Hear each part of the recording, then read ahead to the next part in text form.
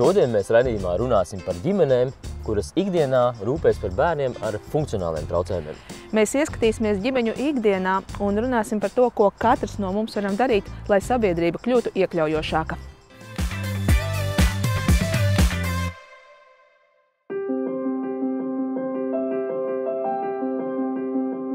Es nekad neaizmirstīšu vienu brīdi, kad es iegāju veikalā tepat blakus centriņam, un es redzu, ka viena mamma nāk ar zēnu. Pirms nodarbības viņa vienkārši iegāja veikalā, visticamāk viņiem ir laiks.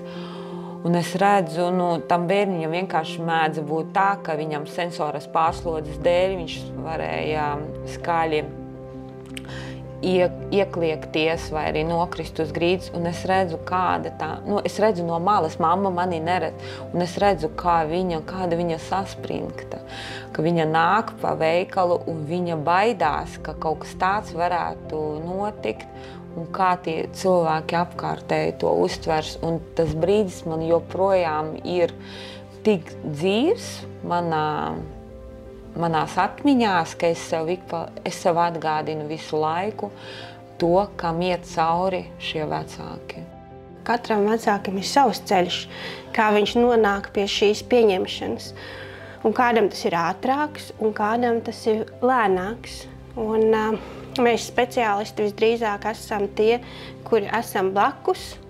Mēs sniedzam atbalstu gan emocionāli, gan tiešām tādu ļoti praktisku, bet mēs nesteidzinām vecākus, jo tas ir ļoti, ļoti grūti.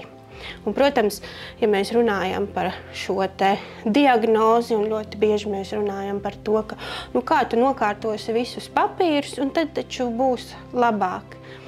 Bet līdz tam nonākt dažiem vecākiem ir ļoti grūti, jo tas nozīmē pieņemt arī īstenībā nākotni, par kuru es pat nevaru iedomāties, kāda viņa būs. Un tās bailes un tā trauksme no tā, kāda būs nākotne, kā uz mani skatīsies apkārtējā sabiedrība, un tas ir liels spiediens. Tāpēc būt atbalstošiem, empātiskiem ir ļoti svarīgi šādiem vecākiem. Mūsu vecāki, kas ir ar šiem bērniem, viņu pacietību var tikai apbrīnot. Un, jā, jo mēs ar tiem bērniem esam stundu, divas. Speciāls kā tāds. Ar izglītības iestādē, cik 5 stundas esi kopā ar to bērnu. Varbūt kādam ir arī garākas tās dienas. Un vecāks ir 24/7. Un lielākai daļai jau nekas nemainās. Kāds viņš ir izglītības iestādē, kāds viņš ir pie mums ar savām visādām interesantām uzvedībām, tāds viņš ir arī mājās. Tikai mēs pēc stundas forši, bet vecāks to visu turpina. Priekš manis visi tie vecāki, viņi ir varoņi viennozīmīgi. Es viņus tiešām apbrīnoju, un es arī redzu un runāju ar viņiem, un es iedvesmojos no viņiem savā dzīvē, kad man liekas, kad man ir grūti, es iedvesmojos no viņiem, un es viņiem tā arī pasaku, ka es no jums iedvesmojos. Jūs esat tas, kas man ir palīdzējis tādā un tādā manā dzīves brīdī. Es esmu atvērta. Tas ir arī tāds mūsu mērķis, arī raidījumā varbūt vairāk skaidrot arī sabiedrībai. Kā es vienmēr saku, mēs visi, katram jau no mums ir kaut kādas savas īpatnības, gan raksturi vai ko, un mēs jau arī sagaidām, lai mūs pieņemtu, un mums ir svarīgi otru pieņemt.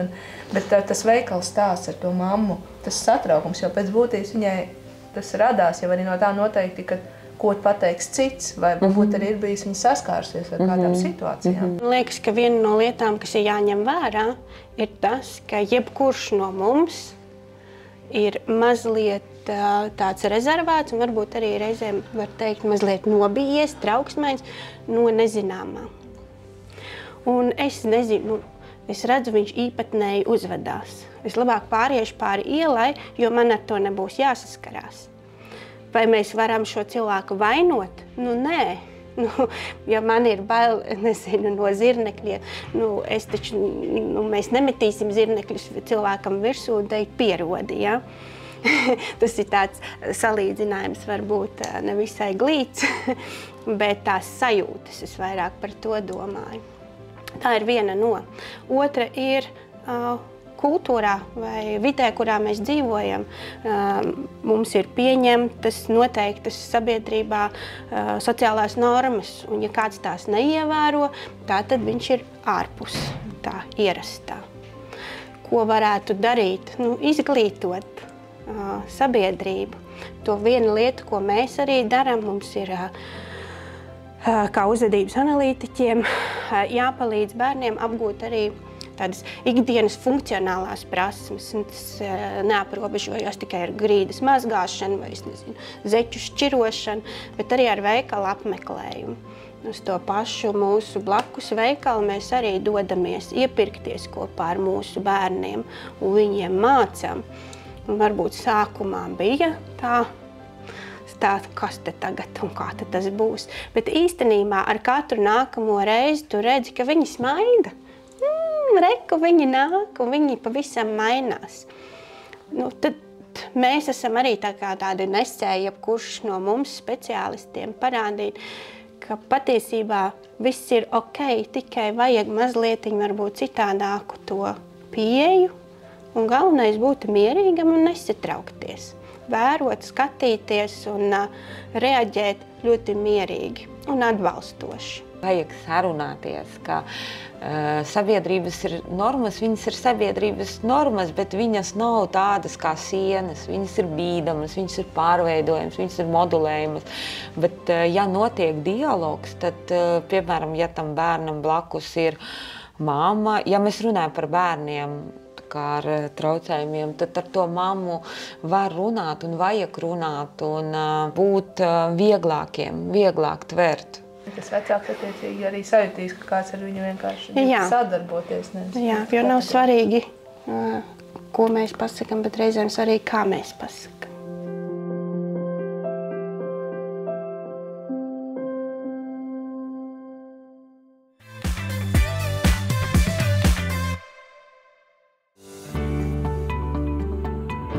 Labrīt, Elīna! Labrīt! Liels paldies par atsaucību Pulgāt raidījumam. Šodien mums tāda gana nopietna tēma, par ko cilvēki bieži vien baidās runāt, negribas runāt, par bērnu ar invaliditāti integrēšanu sabiedrībā.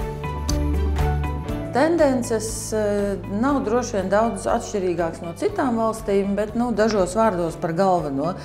Šobrīd mums bērni ar invaliditāti skaits ir pār pa 9000, pie 9300. Un tas ir bērni vecumā līdz 18 gadiem. Savukārt, starp tiem ir vēl bērni, kuri ar īpaši smagu invaliditāti ir ar īpašo kopšanu, un 23. gada beigās no visiem šiem pār pa 9000 bērniem 3700 bērniem apmēram bija ļoti smaga invaliditāte un īpašas kopšanas nepieciešamība noteikta. Kopējais bērnu ar invaliditāti īpatsvars nedaudz ir palielinājies pēdējo 5 un 10 gadu laikā, un arī īpaši kopjamo bērnu skaits nedaudz ir palielinājies. To redzam arī īpatsvarā pret kopējo bērnu skaitu valstī. Agrāk bērnu ar invaliditātes īpatsvars no visiem bērniem bija pie 2%, tagad viņš ir ap 3%. Mēs to skaidrojam ar diviem galvenajiem faktoriem. No vienas puses, acīm redzot, piedāvātais valsts pašvaldību atbalsts un atvieglojumi ir gana nozīmīgi, lai situācijā, ja bērniņam ir funkcionēšanas ierobežojumi, šo valsts atbalstu saņemt, un tas ģimenei palīdz. Un otrs nozīmīgais faktors ir tas, ka arī pasaulē ar vien lielāku nozīmi starp invaliditātes gadījumiem ieņem un tiek atzīti šie psihiskie un uzvedības traucējumi, kurus agrāk varbūt ne gluži labi atzina, ne gluži labi mācēja diagnosticēt, tagad to spēja diagnosticēt jau ļoti agrīnā vecumā. Gada laikā pirmreizēja invaliditāte tiek veikta plus-mínus 1000 bērniem. Pagājušajā gadā jau vairāk par 1000 bērniem, jo mums ir bērni, kas ienāk statusā un kas sasniedz 18 gadus un iziet no statusa. Arī tikpat liels skaits katru gadu iziet uz pieaugušo vecumu.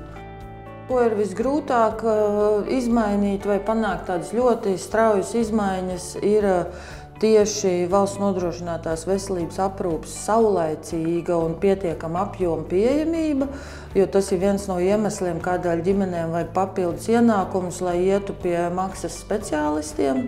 To klāsts un apjoms, ko valsts var nofinansēt, varētu būt lielāks. Otra lieta ir iekļaujošā izglītība, virzība uz to notiek. Arvien lielāks bērnu skaits ir iekļaut vispār izglītojošās skolās. Reizēm ar ļoti labiem rezultātiem, reizēm varbūt iekļaušana ir notikusi, bet saturiski mēs par to vēl varētu diskutēt. Ir arī speciālās skolas, kas ir mainījušas savu to iekšējo procesu un darba organizāciju un attieksmi, un pat to viņu darbu dažkārt varētu nosaukt par ļoti iekļaujošu pēc tā veida, kā viņi strādā un atbalsta, ko viņi spēj šiem bērniem sniegt. Tāpēc nevienmēr speciālā skola būtu jāuzskata par ļoti sliktu variantu.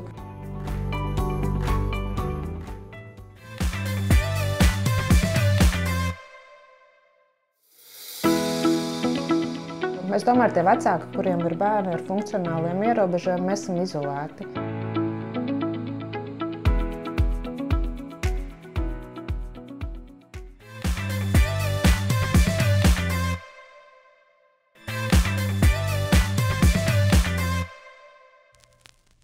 Mēs ikdienā daudz runājam par iekļaujošu izglītību, bet ko tas ikdienā nozīmē gan skolai, gan skolotājiem, gan vecākiem un arī pašam bērnam?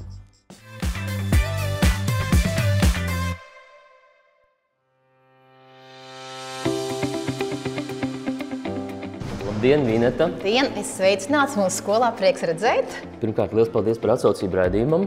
Jā. Šodien mums, lai gan gana nopietna tēma, mēs gribētu pie jums paskatīties, kā jums ikdienā veicas ar bērnu ar invaliditāti integrēšanu mācību darbā. Ir tā, ka mums ir viens bērniņš ar funkcionāliem traucējumiem, kurš uz šo momentu ir ratiņkrēslā. Un faktiski iebraucot ar ratiņkrēslu iekšā pa skolas durvīm, ratiņkrēsls tiek atstāts pirmajā stāvā. Uz otro stāvu, diemžēl, uz šo brīdi viņai nāks pārvietoties ar kājām, ar tēta palīdzību. Bet tā ir vecāku nostāja, kamēr bērniņš var pats uziet ar vecāku palīdzību, tikmēr arī vēl to darām. Kāda tad ir tā jūsu ikdiena un kādi ir tie lielākie izaicinājumi visiem kopā uzņemt šos bērniņus arī, kuriem ir funkcionāli traucējumi? Faktiski izaicinājumi katru dienu, jo mēs nezinām, ar kādu noskaņojumu šie bērni atnāks uz skolu, vai viņi būs foršā garastāvoklī, vai viņu kaut kas nomāks un viņš nebūs gatavs tai dienai mācīties un darboties skolā. Nākošais izaicinājums, vai piemēram šiem te bērniem mēs varam nodrošināt atbalstu, respektīvi speciālos pedagogus un pedagogu palīgus, vai mēs šiem bērniem spējam nodrošināt šo īpašo vidi, jo dažiem ir vajadzīgs miers, un kā viņi uztver savus klases biedrus un kā klases biedrus viņi uztver, vai mēs spējam nodrošināt mācību materiālus, kas šiem bērniem ir vajadzīgi. Un šeit jāmin, ka mums ir arī pašvaldības atbalsts mācību līdzekļu iegādēji. Tie izaicinājumi ir diezgan daudz un lieli. Pieminējāt arī asistentus. Mums ir daudz Latvijā kopumā dzirdēti, ka šie asistenti trūkst un ir grūti strādāt parastajos priekšmetos, ja ir jāintegrē šādi bērni. Kā jums ir un kāda ir tā realitāte? Mums ir tā, ka piemēram 5-8 programmas bērniņi, viņi tiek galvenajos mācību priekšmetos izņemti no kopējās klases, ar viņiem pedagogu palīgs strādā atsevišķi, vai speciālais pedagogs strādā atsevišķi, vai speciāls izglītības skolotājs atsevišķā telpā, mazā kopienā, kur šie bērni jūtas mierīgi, viņi var strādāt katrs savā tempā. Protams, ir ļoti grūti sabalansēt, ka viens bērns strādā ātrāk, otrs lēnāk. Skolotājiem arī tas ir izaicinājums, bet mums galvenais, lai šie bērni darītu tik, cik viņi var izdarīt, un mēs cenšamies uzsvērt to, ko viņš var izdarīt, nevis to, ko viņš nevar. To, ko viņš nevar, to mēs zinām, bet mēs ejam uz to, viņu motivējam šādā veidā, ka viņš var to izdarīt. Un mums skolā ir viens asistents bērnam ar funkcionāliem traucējumiem, tētis, jau no 1. klases, ka šim bērnam ir līdzās no rīta līdz vēlai pēcpusdienai katru dienu. Mums ir Melika, mācāmies 4. klasītē. Jā, un 4. gadiņu ejam, jā. Tētis strādāja policijā, aizgājis dienas pensijā, un tagad ir. Pirms tam mamma bija asistents. Mamma, meitiņa auga. Mamma tagad aizgāja strādāt par skolotāju. Un tad tētis ir uz pilnu slodzi asistents meitiņa. Kā veicas mācību procesā kopumā?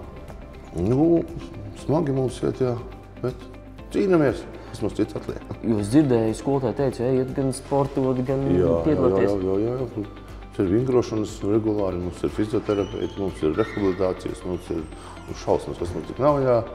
Viss mēs jau vingrojam, strādājam, darbojamies. Man patīk tas darbs, man padodās. Man īsti...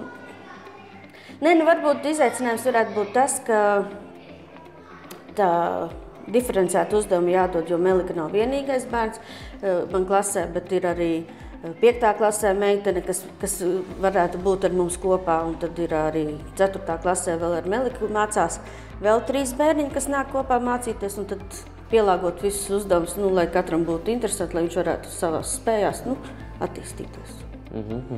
Cik kopumā sanāk ar bērniem tev ikdienā strādāt? Kopā man ir 8. klasē ir 4 bērni, te ir 4 bērni, 9 bērni man tā ikdienā sanāk, kas ar viņiem strādā. Es ar vecākiem sadarbojos bieži, ar viņiem informēju, kas mums ir sanācis, kas ne, pie kā jāpiestrādā. Arī man darbā ir vajadzīga pacietība, citreiz liekas, ka atkal no gala sākam, bet tās mazie sasniegumi tie ir forši sajūta. Manuprāt, kad izcili bērni uzņem šos bērnus skolā, viņi nerada nekādu īpašo trauksmi pārējiem vai tādus izbrīnītus skatus, vai arī, teiksim, tādu aizskaršanu vienam pret otru. Nē, tā nav. Viņi tik ļoti labi, var teikt, ieguļās tajā skolas vidē, kad nav tā, tu esi tāds vai citādāks. Jo mēs jau mācām arī to pietāti, to empātiju un toleranci. Un par to runājam arī klases stundā un kolektīvā diezgan daudz. Ir ministru kabineta noteikumi, kas nosaka, cik šie bērni var tikt iekļauti klasē. Un otra lieta ir bērns un ir vecāks. Un reti tā, kad vecāki tiešām ir diezgan izmisuši, kuri lūdz atbalstu un palīdzību, lai bērniņš šeit nokļūtu. Un mums speciālie bērni ir speciālās izglītības programmām kopā ir 29. Un programmā 5-8 ir 17 bērni. Daudz? Daudz, un tā tendence ir tā, ka viņi palielinās. Palielinās gadu no gada, šie bērni kļūst ar vien vairāk. Un vēl interesanti ir tas, ka bērniņš atnāk no pirmskolas izglītības iestādes it kā uz parasto vispār izglītojošo programmu, un tad paiet gads, 2, 3, un jūtam, ka tomēr nespēja, ka ir par grūtu, jo bērnam jau arī vajag, lai viņš ir motivēts visu laiku kaut ko sasniegt, jo viņš nevar tā kā sēdēt uz vietas un neko neiegūt no mācību procesa. Tāpēc varbūt arī vecāki mūs izvēlas, ka tomēr mēs kā maza skola vēl spējam sniegt šo atbalstu varbūt individuālāk nekā lielās izglītības iestādes. Es domāju, ka šeit ir ļoti liels tāds kopīgs trīspusējs darbs vecākam, bērnam un izglītības iestādē. Šai sadarbībai ir jābūt, un vecākiem es novēlu vienkārši noticēt saviem bērniem, mīlēt viņus, jo mīlestībā var izdarīt ļoti daudz. Un reizēm tas nelielais mazais solīts, kas bērnam padodās vai beidzot sanāk, viņam jāpasaka, kāds tu esi malacis, cik tev forši viss izdodās, es ar tevi lepojos.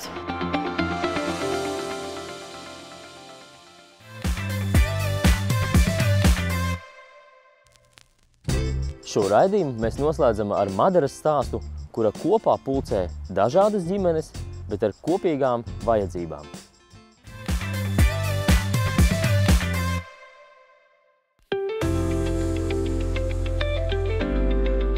Ikdiena ir diezgan grūta un saspringta, bet man liekas tāpat kā visiem vecākiem, visiem ir izaicinājumi un visiem ir grūtības ar visiem bērniem. Teiksim, kā vecākiem, bet tā domājot, arī šodien apdomājot, es domāju, ka man vienkārši tās izvēles iespējas ir mazākas. Es pati dzīvoju Ikšķilā. Lielisks dārziņš, lieliska skola, bet ne priekš mana bērna. Tātad mēs katru rītu viņu vedam uz Rīgu un pēc tam braucam atpakaļ un terapijas, teiksim, ir Ogrē. Un tā braukāšana, tā menedžēšana, pilnībā visa dzīve tika piekārtota tam, lai var to visu apvienot, neizdegt un tā kā vēl nopelnīt, ar darbu savienot. Bet šobrīd es teiktu, man ir normāla, traka ikdiena, kā jebkuram, darbi, svētki, Ziemassvētki tuvojās. Es nevaru sūdzēties, es tiešām personīgi nevaru. Bet kā kopumā jūs vērtējat Latvijā šo sistēmu integrācijas? Es domāju, ka sistēma, diemžēl, vēl nav. Es kaut kā ilgstoši domāju, ka mēs, tas pakalpojums ir kaut kāds projekta variants. Manā izpratnē sistēma būtu, ja valstiski visas ministrijas, man ir vienalga labklājības, veselības, izglītība, tas, man liekas, tas ir viens kopums, kopā ar pašvaldību vienkārši izdomāt, kāds ir piedzimis šāds bērns, kā viņš ies dārziņā, kā viņš ies skolā, viņam paliks 18, ko viņš pēc tam darīs. Tā kā kopumā visu to redzētu, un es kā vecāks saņemtu šo informāciju. Man meita ir 15 gadi šogad palika, jau tagad es esmu gudra, es esmu likumus izlasījusi, visur piedalījusies, es zinu. Bet tad, kad viņai noteica diagnozi 4 gados, es nezināju neko, es pat nezināju par tiem atbalstiem, ko valsts piedāvā. Tas atkal ir tā komunikācija, cik daudz, teiksim, no vecākiem lasa MK noteikumus, cik daudz viņus, varbūt lasa, bet cik daudz no viņiem saprot, kas tas ir, cik daudz lasa pašvaldības saistošos noteikumus. Un varbūt gribētos vairāk kaut kādu informāciju tieši no valsts iestādēm, tādu arī, ka viss ir labi, viss būs labi. Jums ir jādara tas, jums ir pieejams tāds atbalsts. Man nevajag, lai manā vietā dara, bet lai zinu, kur to atbalstu saņem. Pieminējāt arī, viens vecāks zina to, otrs vecāks zina to. Tāpēc radās šis tepat un kopā? Jā, laikam arī tas, ka tas ir tā kā informācijas kopums, un otrs ir tas, ka es domāju, tie vecāki, kuriem ir bērni ar funkcionāliem ierobežojumiem, mēs esam izolēti. Uz papīra skaitās iekļaujoša izglītība, iekļaujoša sabiedrība, bet mēs esam ceļā uz to, un tomēr mēs jūtamies izolēti. Jo tas, kad ir tas funkcionālais ierobežojums, tas jau nemaina faktu, ka tas ir bērns vai ka tas ir jaunietis. Viņam gribās to tusiņu, viņam jau gribās visu to pašu, tikai tās vajadzības, tās pašas, kas man, tev, taviem bērniem, bet savādākā veidā. Vienam garšo suši, vienam garšo makaroni. Tā kā ēst jau gribas visiem. Tieši tā. Jā. Cik jūs daudz esat un cik dažādi? Šobrīd kā biedri mēs esam 22 ģimenes, bet mūsu tajā redzeslokā ir vairāk, man liekas, par kaut kādām 35 aktīvām. Mēs esam ļoti, ļoti dažādi. Tās vajadzības ir viena un tā pati. Vienas un tās pašas, lai sabiedrība pieņem, iekļaujoša drošība un arī atbalsts. Gan finansiāls atbalsts, gan arī kaut kāds tāds izglītojošs. Ne tikai naudu vai pabalstiem, bet arī tāds, tādiem lieliem vārdiem sakot, lai mēs jūtamies, ka mēs esam sabiedrības daļa, ka tur augšās, kas pieņem lēmumus, ka saprot, ka mēs arī esam sabiedrība. Tāpat pensionāri, bezdarbnieki, jaunieši, tas un mēs, ka mēs esam visi kopā. Ko jūs novēlētu tiem vecākiem, varbūt, kur nav līdz jums tikuši vai atnākuši? Tā kā nenoslēgties, ka viņi nav vieni, vienkārši vajag iznākt ārā un priecāties par saviem bērniem. Un tā kā nenoslēgties. Milzīgs paldies tev, ka dalījies ar savu pieredzi un savu stāstu un paskatīsimies, kā jums veicas arī pasākumā šodien. Ja? Sarunāts. 25. Kati, tu esi malacis.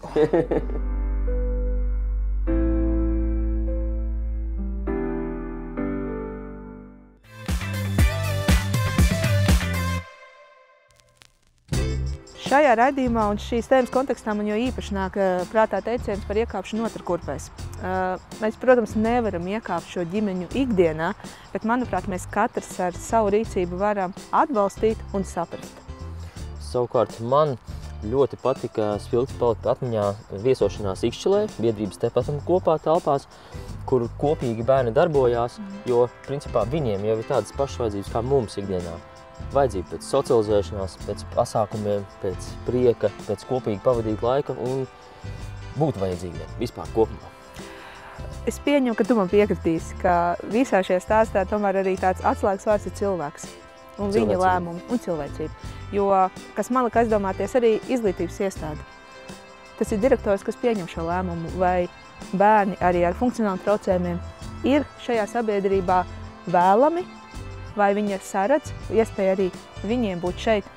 Un ja šis direktors vai direktori to redz, tad šim bērnam vieta skolā būs. Un tas ir tas stāsts par to cilvēcību. Saprast un iekāpt otrkurpēs. Tieši tā. Kā? Uz tikšanos nākamajā, jau noslēdzošajā raidījumā. Tā!